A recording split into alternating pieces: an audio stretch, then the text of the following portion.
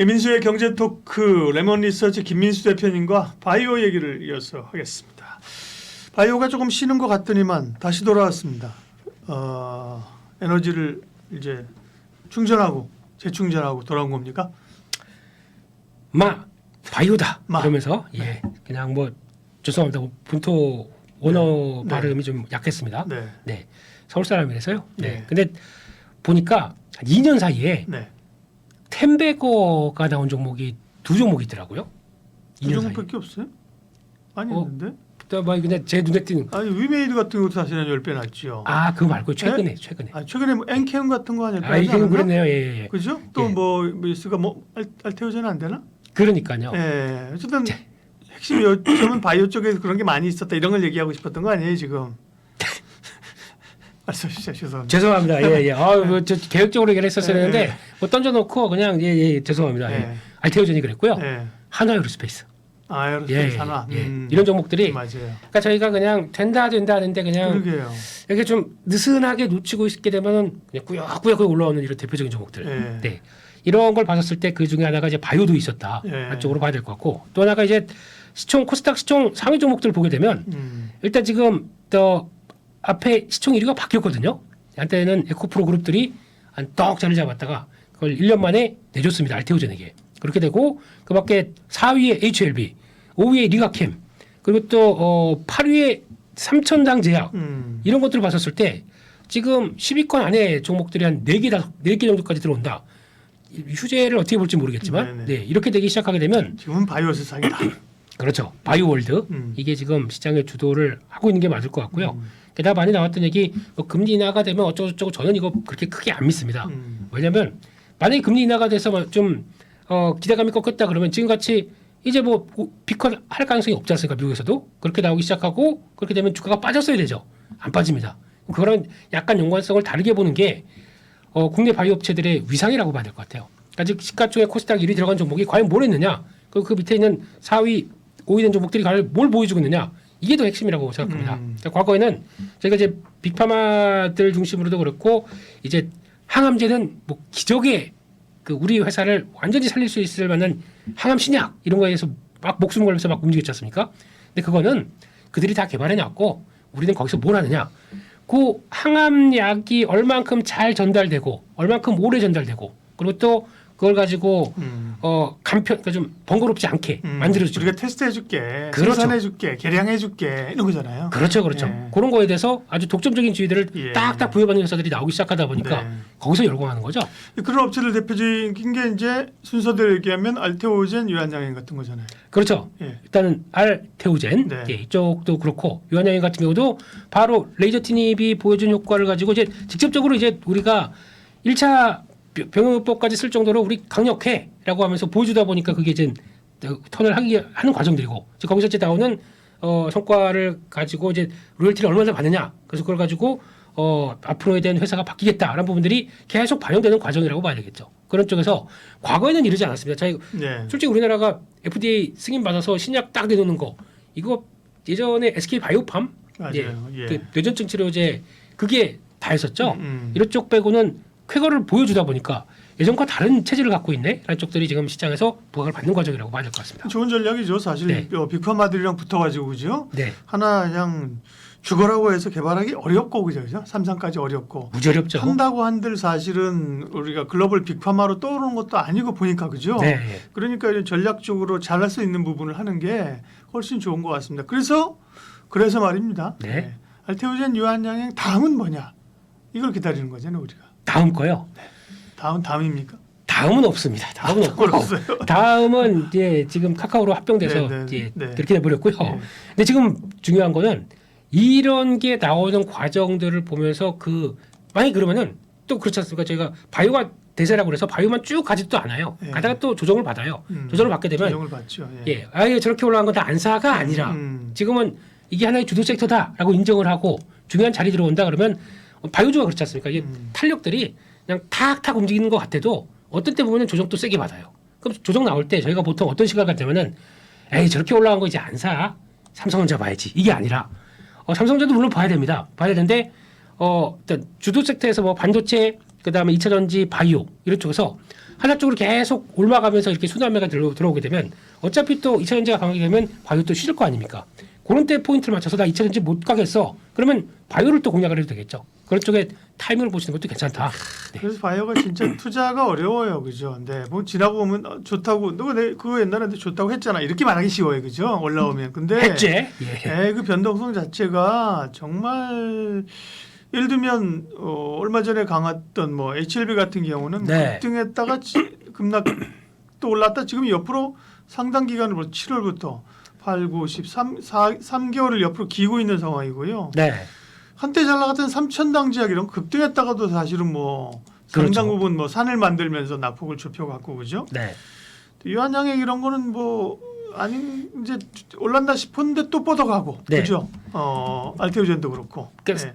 대부분 이제 그렇게 봐야 될 것 같습니다. 네. 이게 성과를 낸 업체를 더 선호합니다. 그러니까 성과가 날 것 같은 회사를 네네. 차라리 그거 팔고 글로 갑니다. 지금 기조가. 그러니까 지금 HLB 같은 경우도 지난번에 한번 기대감이 상당히 높았지 않습니까? 네. 그렇다고 하는데 이제 한번 또 통과했는데 실패하고 그러니까 그쪽으로 잘 안 가요. 차라리 확실한 거 가려고 합니다. 그러다 보니까 알테오젠 또 요즘에 비만 치료제의 펩트론 이것도 일라이릴이랑 솔직히 규모는 얼마 안 됩니다. 네. 총 매출액의 한 10% 되다 보니까 33억 정도 이게 중요한 게 아니라 네. 성과를 냈냐 안 냈느냐. 그러니까 지금은 그겁니다. 니들이 와라. 나 여기 있을 테니까 니들이 와라. 그래서 빅파마들이 와가지고 어떻게 우리랑 좀 해보지 않겠습니다라고 물론 영어로 하겠죠. 예, 그거 나왔을 때 영어로 대답 안 해요. 할까? 이런 식으로 이러다서 그렇게 됐었을 때 그들이 와서 손잡는다. 이게 가장 중요한 거겠죠. 그게 지금 반영되는 과정이다 그러면 지금 바이오주를 고를 때 핵심은 대형주 골라야 되고요. 대형주 쪽에서도 성과 낸 업체들. 성과 낸 거는 지금 대부분의 국내 업체들이 다 플랫폼 기술을 줍니다. 네. 플랫폼 기술은 와서 이 회사가 A라는 회사가 와서 우리 좀 같이 할래 그러면 오케이 하는데 이거 가지고도 그쪽이고 어디 또 할 사람 없나 그러면 저요 하고서 또 계약을 할 수 있는 거 아닙니까? 그런 식으로 해서 이렇게 확장돼서 연결할 확장성이 높다 그러면 이게 가장 중요한 거기 때문에 성과 보여준 거 중심으로 가는 게 맞겠다라고 봐야 될 것 같습니다. 성과를 보여준 대형주 중심으로 맞아요. 그런 네. 성과가 나왔고 대형주인데도 사실은 조정받았다가 또 사면 수익 나오고죠. 네. 좀 확실히 안정적으로 예를 들면 삼성바이오도 들어갈 수 있는 거고죠. 맞습니다. 그런 예. 쪽에 그러니까 정말 막 기대감만 가지고 그죠. 네. 지금은 뭐 5년 쩔어 있지만 오를 거 이런 거보다는 네. 성과 확인된 그러니까 대형주. 요즘 특이한 게 네. 그러니까 호재가 나오게 되면 네. 저는 세론 나올 줄 알았습니다. 예전 사고 방식으로 보면 그래서 아예 세론 나올 거니까 특히 펩트론 같은 경우도 그랬어요. 올라가고 그 다음 날 계약 얘기 나오고 상한가 갖다 무너졌고 그렇죠. 그 다음 날은 세론식으로 채명 나오지 않을까. 아직도 전 이런 마음이 있어요. 그런데 그럼 과연 너는 그렇게 생각하고 있지? 그러면서 그냥 훅 달려버리려고. 그래서 일단 시장은 확증되고 검증된 거 가지고 플레이를 하고 있다. 이게 가장 중요한 핵심인 것 같습니다. 그러면 그런 업체들이 어디죠? 리가캠. 리가캠. 네, 이것도 리가캠 바이오도 오늘 또 성과가 나왔어요.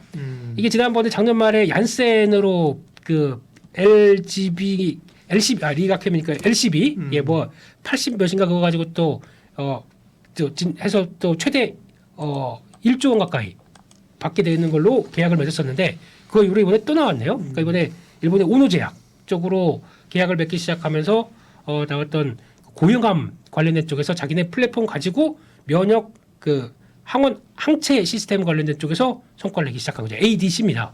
그래서 이거를 성과를 냈다라고 해서 오늘 저도 이제 딱 재료 나오고 주가를 유심히 봤습니다. 봤더니 장중에 툭 갔다가 밀리고 툭 갔다가 밀리더니 딱 한 10분에서 30분 있다 보니까 그걸 다 알고 그냥 쫙 들어올리기 시작하더라고요.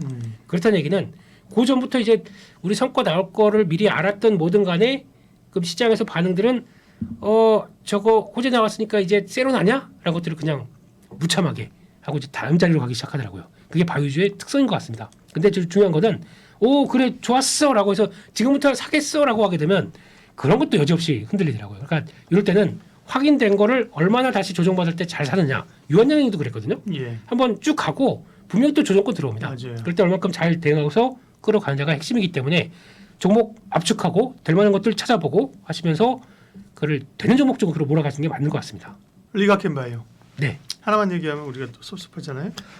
그런 쪽에서 네. 만약에 또 그러니까 지금은 이제 성과를 낸다라고 네. 하게 되면 연내 회사 측에서 그랬거든요. 우리 보여줄 거 있다.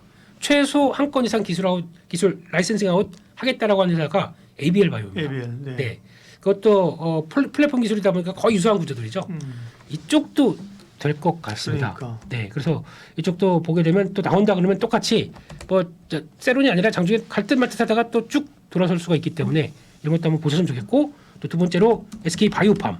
네, 이것도 지금 아까 말씀드렸던 뇌전증 치료제 쪽에서 엑스코프리가 2026년 가게 되면 미국에서 이제 본격 내년 하반기부터 성과 나오기 시작하면서 조단위 매출 얘기를 하고 있는데, 그거 뭐 이제 가서 봐야 되긴 하겠지만, 이거 성과 나오고 있고 그거 성과 나오고 있는데 플러스 알파 파이프라인이 하나가 있습니다. 이게 뭐냐면은 방사성 의약품 쪽에서, 그러니까 지금 퓨처캠이라는 회사가 하면서 전리섬 쪽에서 지금 성과 내고 있는 임상 2상까지 들어간 품목이 있는데, 그거에 걸맞게 우리도 이제 시작한다라고 하는데, 성과 내고 있고 플러스 파이프라인 쪽에서 방사성 의약품 요즘에 시장에서 핫하거든요. 이런 것들도 요즘에 M&A 들어가는 거 보게 되면 막 조단위로 매각되고 막 그럽니다.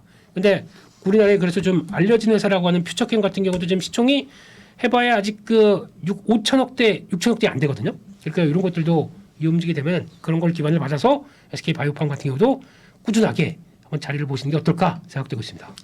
삼성바이오도 110만 원 갔다가 지금 21선까지 좀 내려와서 붙었습니다. 네. 100만 원 밑에 내려왔는데, 아까 얘기한 그 성과를 내는 대형주라고 하면 여기도 그 기준이라고 포함될 수 있거든요. 될 수 있습니다. 네네네. 될 수 있는데 저는 네. 왜냐하면은 비싸서? 아니요. 네.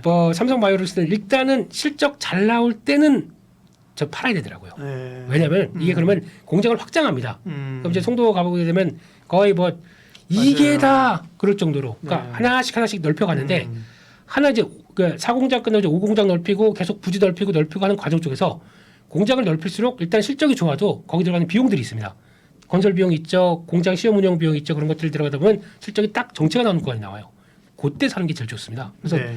지금 산다라고 하게 되면, 물론 이거 다시 또 주연지증권 한 90%대 중반대까지 들어오게 되면 또 반등 들어오겠죠. 근데 그런 쪽으로 보는데, 그런 자리에서 싸게 사는 거 말고 그냥 지금 이 정도쯤에 되겠지라고 하는 거는 저는 반대입니다. 그렇기 때문에 차라리 좀 그런 구조적인 흐름을 보고 이해해서 사자. 그러면 그게 더 나을 것 같고, 지금은 또 그러니까 기술에 대한 흐름으로 성과를 내는 회사들이 더 바이오에, 그러니까 정확하게 바이오에 맞지 않을까. 삼성바이오는 솔직히 CMO 쪽이지 않습니까? 그래서 이제 어떻게 보면은 그 시너지, 그러니까 덩치의 규모의 경제를 막 끌어내는 대표적인 회사들이고, 그런 쪽들은 물론 장기적으로 보면 좋겠지만 그런 것보다는 지금은 탁탁 치고 가는 것들은 네. 이런 것들이 더 메리트가 있다고 생각들어서, 예, 같은 가격이면 같은 자금이면은 탄력 봐야 되겠죠. 예. 네. 마지막으로 비만 치료제 쪽, 물론 네. 펩트론이 지금 이제 강력하게 이슈를 가지고 쏘아 올렸습니다만, 보통 그럴 경우에 만약에 뭐가 하나 치고 나가면 또 옆에 숨쉬던 애들이 우리도 있잖아 이렇게 하면서 또 올라가기도 해요, 그죠? 그렇죠. 네. 예.